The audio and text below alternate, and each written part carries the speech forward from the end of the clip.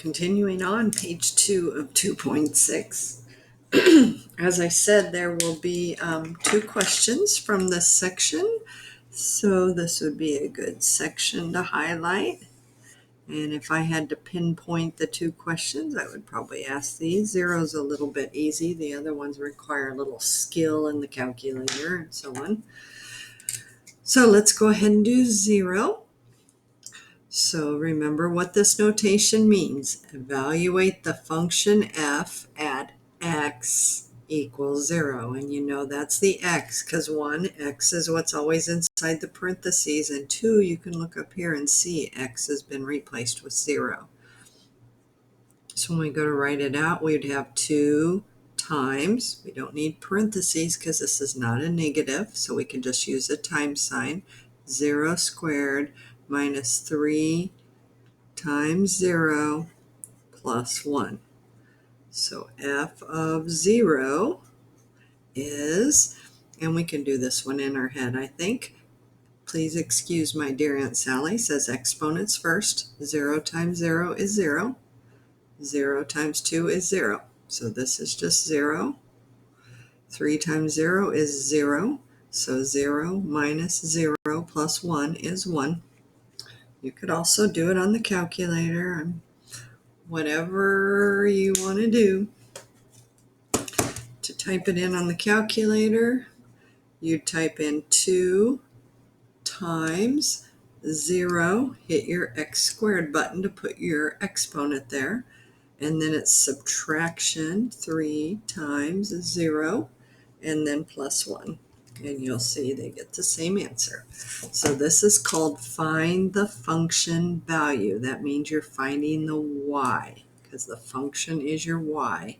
So when x is 0, y is 1, which they didn't ask for this, but I do want you to be aware that that means the point 0, 1 will be on the graph. Because what's in parentheses is always your x.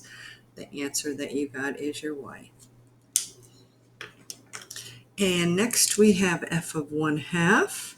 So again, like I said, whenever I'm putting in a negative, it's required parentheses, as is a fraction, because when you put an exponent on this, if you just put a 2 there, that means only the 1 is squared. When you put it in parentheses, that means the 1/2 is squared, which is what this means. So when we go to write it, it's going to look like 2 parentheses 1/2 squared minus 3 parentheses 1/2 plus 1. And when I'm grading a paper pencil test, I usually count this as 2 of the 4 points is writing the problem correctly, because like I said, if I make it a lot of points, students write it correctly, and then if they write it correctly, guess what? They type it in their calculator correctly. So now we're going to type it in just like we see it. Get over here where it's all late. So we have 2, and just type it just like you see it, parentheses, and remember this is the fraction bar, so do 1 fraction bar 2, close your parentheses, then hit your x squared button, and then this is subtraction 3 parentheses 1 fraction bar 2, close your parentheses, and then plus 1. And boom, that's 0. Nice. So f of 1/2 is 0. And that is called your function value. 0 is the function value. X is the 1/2. And just know that it corresponds to the order pair 1/2, comma 0. So what's in parentheses is always your x. Your answer is your y.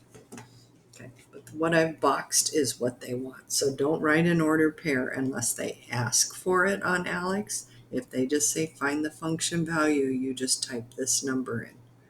It's your y value. Like I said, we're not going to do number 4 because you don't have some of the skills that you need for it. So it's kind of peculiar that it's in chapter 2. But this one, there's a big long one like this on the test, and you'll see it on the practice test. Let's see what page it is on the practice test. Page 4 of the practice test, you'll see. It's number 12. It's a big, long problem that asks a whole bunch of questions about a graph. So this is a little peek at it, and then we work on some longer problems on 2.7. So this is just kind of getting a feel for it. So finding the function values. And I love these problems because to me, it shows me who understands function notation and who doesn't. So when I see this in my head, I'm going, oh, when x is 1, they want me to find what y is. So anything that's in parentheses is your x, and they're saying it equals what? So they're saying, what's the y that goes with x equals 1? So you go to your graph, here's x equals 1. What is the y value that goes with that? 2. And then you can use that little trick that I just showed you from the problems above. Write it as an ordered pair. That's not the answer, but that's how you would check it. So if you say 2 is your function value, which it is, that means this point should be on the graph. Is the point 1, 2 on the graph? Ding, ding, ding, ding, ding. Yes, it is. So that's how I can check it. So this is what Alex wants to see, or I would want to see on a test. Find the function value, but turn it into a point, and you can check and verify that that point's on the graph. So why don't you go ahead and try B? Okay, so turn the video off for a second and try B. So B says when x is -3, -1, -2, -3, draw up to the graph, what's y? 1, 2, 3. So this is what you type into the computer, just the 3. But the check says turn it into an order pair and verify that that order pair is on the graph. Is the point -3, +3 on the graph? Yes, it is. So you can walk away and go, yes, I got that right. Okay, so this is called finding the function value. Once in a while, they'll say, write the corresponding order pair. But if it just says find or find the function value, then you'll write this. Is f of 40 positive or negative? Well, obviously you can see 40 is not on the graph, but this says when x is 40, is y going to be positive or negative? Well, you can see the graph goes down forever. So at 40, is the y going to be positive or negative? It's going to be way negative, right? Because this says the y's are just getting negative, more negative, more negative. They're going to negative infinity. So we can say it's negative because f of, what is that? 3 is negative, f of 4 is negative, f of 5 is negative. So anything after 2 is going to have a negative y because it's down below the x-axis. Okay, now these give students a little bit harder time. So again, it really separates who understands function notation and who doesn't. So this one, the 2 is not in parentheses, so they're not giving me x, which means they must be giving me y. Remember how I said above? F of x is the same thing as y. So anytime you see the f of x notation, what your head should be saying is, oh, that's y. Okay, sorry, I didn't have the light on. I wondered why it was so dark. Sorry about that, guys. So this is saying when y is 2, and I would write that right here, just so it's more familiar to you, because when you see f of x, that just like doesn't usually click with students, but remember f of x is just y. F of x is just y. So now we have to start with the y-axis, not the x. So find 2 on the y-axis, and go to the graph. Well, when I go right, I get that point, but when I go left, I get that point. Can there be two answers? Absolutely. There could be 10 answers. So you can't just name one. If they give you this on the test, which I do, you have to name all the x values that go with that y. So when y is 2, I go down here and I say, oh, x is 1 of the values. And when y is 2, what's this x value? -1, -2. So y is 2. And do you know what? When I first introduced this in my 09 class, I tell them to draw a big line because y equals 2 is a horizontal line. So that's what it looks like. And then I tell them, okay, go to your graph. Everywhere it crosses the graph, let's find a better color. Everywhere it crosses the graph, put a point. Okay, so y equals 2 is that horizontal line. It crosses the graph here and here. What are the x's that go with it? -2 and +1. Can you check it? Absolutely. Turn it into points. So the first point would be x is 1, y is 2. So let's check that point first. So x is 1, y is 2. Yep, that's a point on the graph. The second point would be x is -2 and y is 2. Is that a point on the graph? Yes, it is. So you have to kind of switch your thinking here. Now you're looking on the y-axis and finding the x. So try the next one. Turn off the video for a second, try it, and then turn it back on and you can check it with me.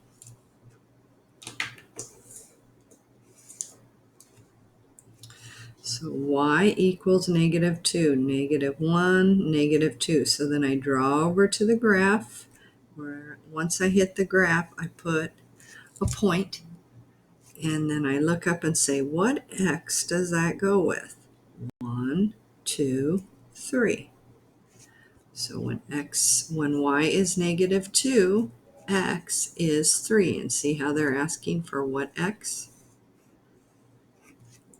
Then when I want to check it, all I have to do is turn it into an order of pairs. So when x is 3, y is -2. So let's see if that points on the graph. 3, -2. Ding, ding, ding. There it is.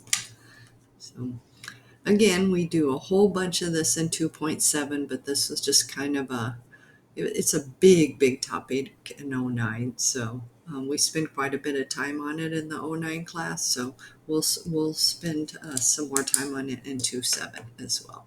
Okay, but that gives you a little glimpse of what's coming up with our functions. Okay, we have a couple minutes left, so let's go ahead and start the next page. We're actually only going to do 3 off this page. And I promise I'm not cheating you of any information. I wouldn't do that. But you're going to learn 6, 7, and 9 in Chapter 5. So you'll learn about these 3 in Chapter 5, and you're going to learn about these 2 in Chapter 6. So I'm like, okay, I don't need to teach you it twice, but I do just want to practice on a couple just so you get the hang of it. So I picked out 6, 7, and 8 just to practice on.